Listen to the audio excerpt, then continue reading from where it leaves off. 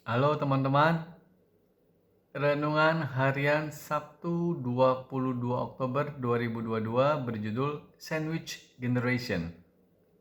Bacaan Alkitabnya diambil dari kitab Markus pasal 7 ayat 1 sampai 13 dengan nasnya diambil dari Markus pasal 7 ayat 11 sampai 12 yang berbunyi demikian.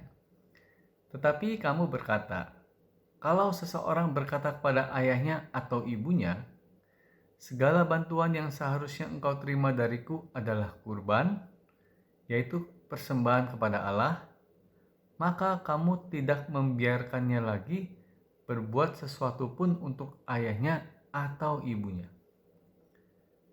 Sandwich generation adalah sebutan yang ditujukan kepada orang-orang yang dalam hidupnya harus menanggung kebutuhan ekonomi orang lain selain dirinya sendiri.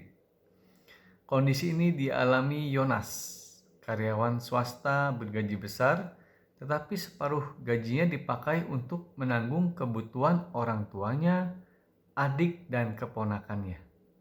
Sisanya setelah dikurangi keperluan pribadi, ditabung oleh Yonas sebagai persiapan untuk masa depannya.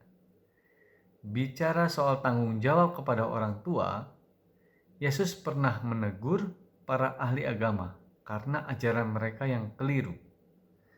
Hanya karena alasan memberi persembahan kepada Allah, maka para ahli agama itu lantas membolehkan seseorang untuk mengabaikan pemeliharaan kepada orang tuanya. Sebagai anak, tentu ada kewajiban untuk menolong hingga memelihara orang tua, terutama pada masa tua mereka dengan ketidakberdayaan yang dialami. Meski tentu saja kewajiban itu bukan berarti lantas dapat dimanfaatkan oleh pihak orang tua untuk memenuhi segala keinginan mereka. Namun, alasan memberi persembahan tidak dapat dibenarkan jika karena hal itu seorang anak lalai memperhatikan orang tuanya. Sejatinya tak ada yang salah jika seorang anak menggunakan sebagian pendapatannya untuk menopang kebutuhan orang tuanya. Hal itu dapat dianggap sebagai cara berbakti kepada orang tua, perkara yang berkenan di hadapan Allah. Namun, hal yang tak kalah pentingnya adalah melakukan semuanya itu sesuai dengan kemampuan, juga dengan sukacita karena kebaikan yang dilakukan dengan terpaksa tidak akan diperkenan oleh Tuhan.